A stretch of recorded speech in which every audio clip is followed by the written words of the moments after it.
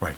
Okay. And that is our approach. Well, this is just the outcome of this election is just one part of this conversation in the Ejisu we want to talk about. We'll dovetail into or segue into the other aspect of this action or the act by the Member of Parliament for the Kwadaso constituency. But Nana, let me bring you in here at this point on this matter, because this Kwame Osodiomi contested as an independent candidate, but obviously with the support of the Movement for Change, right? Yes. If I'm right. Yeah. He's now declared his support for Lanchemanting's Movement for Change. So he's a member of the Movement for Change. Right. Now, looking at the election and how things played out, do you also suspect that really, even though you put in quite some work, some things may have gone to your favor if the measures were put in place right? Well, thank you very much. I think that the election in Ejisu last Tuesday makes a very, very strong statement about, first of all, what people within communities, people who are represented by elected officials, think right now. I mean, we have always had the situation where we know elected officials represent people. But now the statement is being made so very forcefully that we in this community, this is the person we believe would represent our best interest. To the extent that if you consider that Ejisu is almost 100% NPP stronghold, and such development has happened, I think it sort of sends a signal where Ghanaians are at the moment, as far as partisan politicking, multi-party democracy, representation of people and their interests are concerned. If people were to get stuck simply because they were born into an NPP, into an NDC, they were born into a party family, and that's about it, I don't think you would have seen what happened. And for NPP especially, the thinking, the mentality has been that as far as Ashanti region especially is concerned, even if you put, sorry to say, a goat or a cockerel. Well, that has been said before. A lot of times they would win.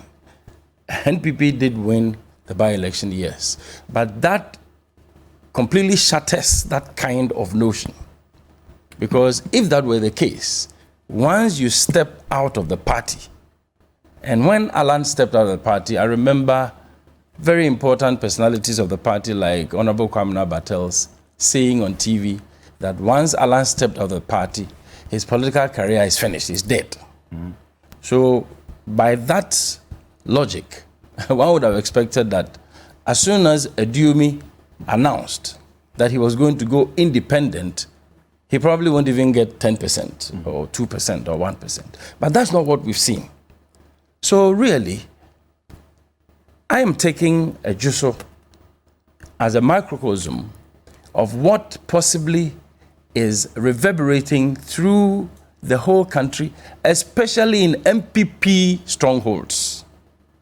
This phenomenon, I have been General Secretary of MPP before, and I saw it coming. You saw it coming? A long time ago. This phenomenon where the will of people will prevail as against what party big shots think. I saw it coming. And indeed, at some point, I even had issues with some of the leadership personalities within the party as far back as 2008. That far? As far back as 2008. There were issues with party primaries in Bekwai, Bosome Frehon, Offenso South, Nkoko, and a few other places. Especially in the case of Offenso South, Bekwai, and Nkoko. I had told the party leadership that we're going to go get somebody who had come through a by-election to go unopposed, because that is the party convention. But the dynamics on the ground were that if you get this person to go unopposed, we will vote against him. We want a primary where we will choose our own candidate.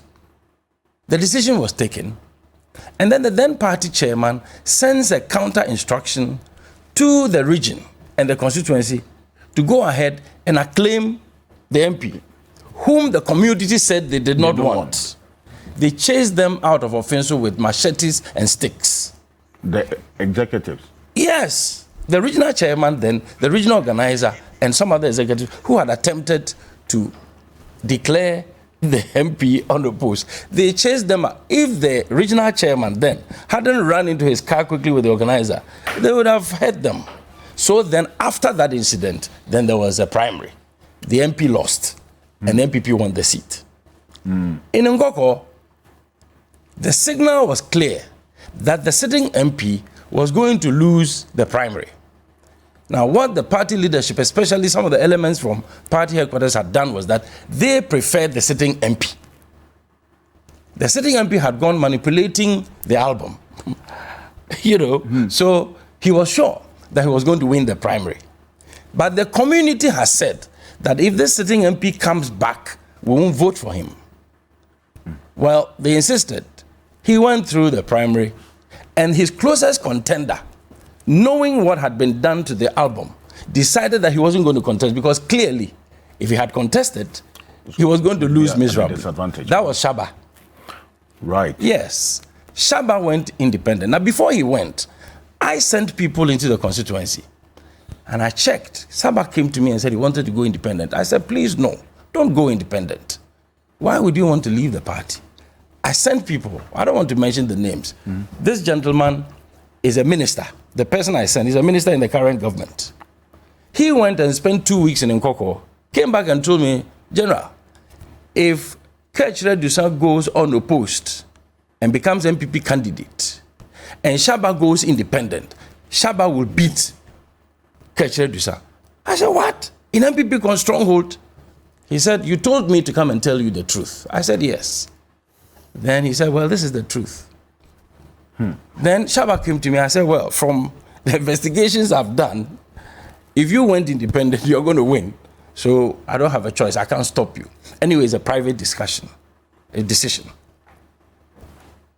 Same thing happened in Bekwai with Joe Osei, who is now first deputy speaker. Yes. Same thing happened with Ofori Kuregu, who was going in Bosomefre. When I reported this to the national executive, the party chairman then asked me, have you ever seen independent winning against NPP in NPP stronghold before? I said, Mr. Chairman, I may not have seen some before, but this year, it will happen. It's going to happen, and it won't be one constituency. It won't be two constituencies. He doubted me. In fact, they laughed at me. At the end of the 2008 elections, 3 independents had won from NPP. And when they go to NPP, NPP now begins to beg them to join them. Same thing happened with the current second deputy speaker of parliament. Yeah. In fact, as for him, he was so insulted by the president, Napo, the general secretary then, John Boadu. John even said that even if in the unlikely event that he won and came to parliament, he shouldn't come and sit anywhere close to where NPP people are sitting in parliament. Andre Siama. Yes. So this is a big statement, and I am saying that even if the president accuses Eduomi of having gone to play tricks with Afafranto and NDC, and so, that's neither here nor there. I mean, this is a very serious development. I mean, the president should realize that his party is going down, if it hasn't already gone down, even in the party's own strong region, Ashanti, and in the party's own stronghold. Now, mind you, the party is going down. Yes, I mean, you can see. Now, when it comes to presidential for 2024, don't forget that Alan Chamatin is a citizen of Ejisu. And he's also going to stand presidential. So Ejisu in particular is going to be very interesting. If Owusu Aduomi maintains his support base and is able to get even a lot more people, and he's going to work, everybody's going to work, and he works in tandem with Alan as an independent, who is also a citizen of Ejisu. Obviously, the presidential results for NPP in Ejisu 2024 is not going to be like what they had in the past. I mean, this for me is a no-brainer, seriously, because the dynamics are clear. 3, I think NPP must learn some serious lessons. The primary that brought John Kuma to become candidate is the main reason why the community, the people who believe that whoever goes to parliament represents their interest, this is the reason why they have decided that irrespective of what big shots of parties will sit in Accra and think, we decide. We live with the people. We know this is the man or the person who will represent our interests best. So the issues about Ejisu for me is very serious. And if anybody thinks that independents are not going to get anywhere, you see, society is dynamic. There was a time when if you talk about independent, nobody will mind you. People talk about Kwesindom went independent, this other Akwadonko went independent, and so Alan Chamatin going independent. That's neither here. He's not going to get anywhere. I mean, seriously, if you talk to people today across the country, majority of people will tell you, look, we are getting tired of getting locked in this duopoly. So people are beginning to desire something different. People are looking for change, even if it's just for the sake of change. People are looking for that. So I think Ejisu, for me, is a very interesting development in our democratic experience. Very deep thoughts that you put out there and what you think the party should be considering. But as to whether these proposals would also hit listening ears is another matter altogether, because it's not the first time you said some of these things that you're saying. Well, right now, I'm not working for NPP's interest as a party. I am working for the interest of all Ghanaians, irrespective of party. And you see, I am saying that we have actually gotten to the point where a lot of people are saying, say, look, we have had parties, we have belonged to parties with sentimental attachments, with emotional attachments and all of that. What are we getting? People are looking at reality of life, the economics of today.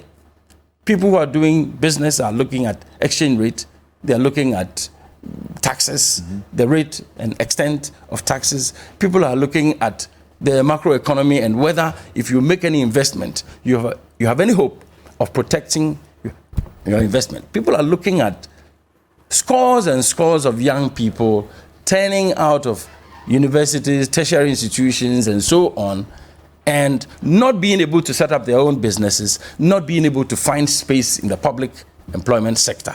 Big issues.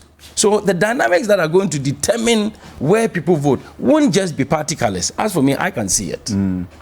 I can see and it. You've been seeing it since 2008. Oh, way before. Way before. I see. Yes. People bring it because that point about this Ejisu By-Election outcome being a reflection of the sentiments of the generality of the Ghanaian people.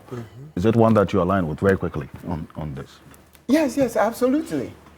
It tells you what's going to happen. That I'm especially encouraged by the fact that now more and more people are willing to stand before the cameras and tell Ghanaians that, look, politicians have given them money, but they will not vote for them.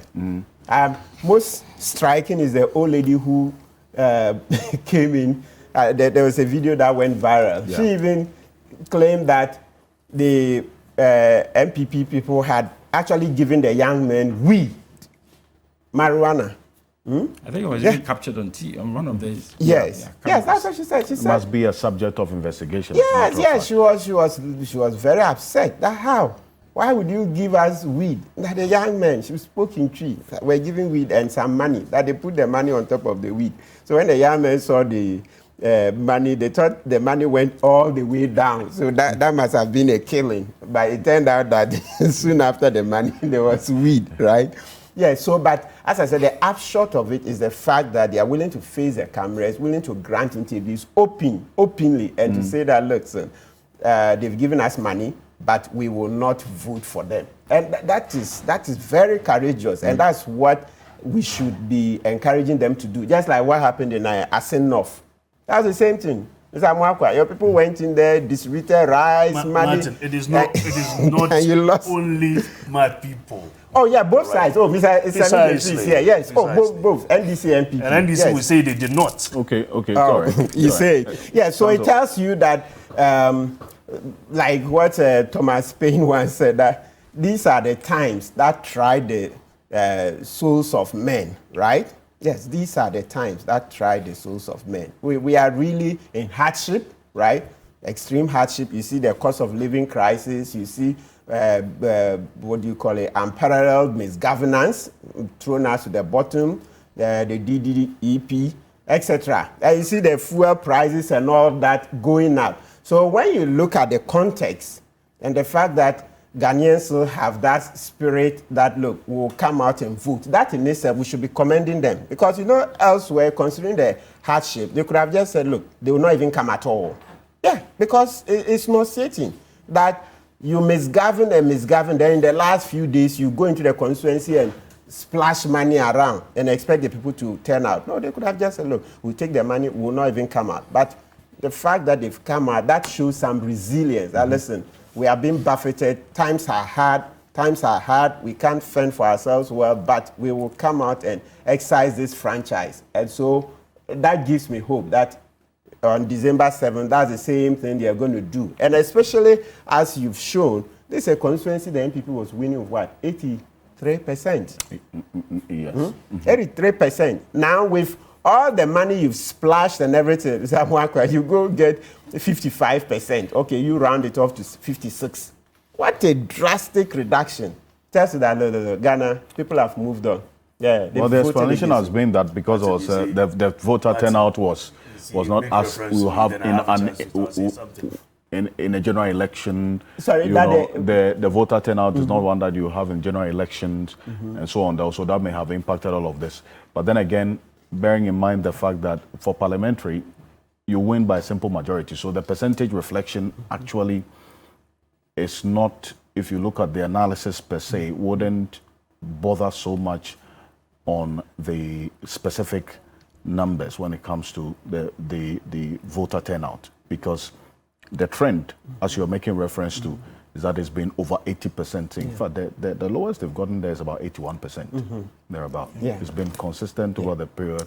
In fact, I think then from 96 there was 75.7. Yeah. It was John Kuma who brought it to the 80s. No, had 80-something before. Kwame also Idiomi. The first time Idiomi came was lower. Yeah, it was lower. 70. Kwame also Idiomi was 78.2. Then 82. Then Kwame also Idiomi was 78.2%. Then 80. Then in 2012. And then before Idiomi it was much lower.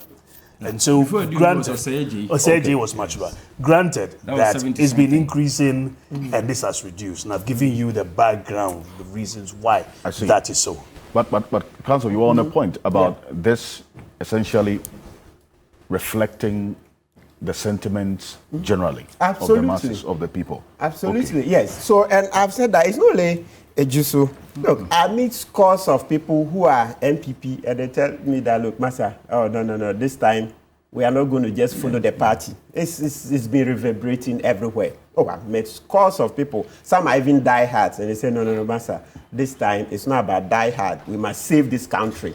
We must save this country from the bad governance. Yeah, they just don't see Bawumia as the person. No.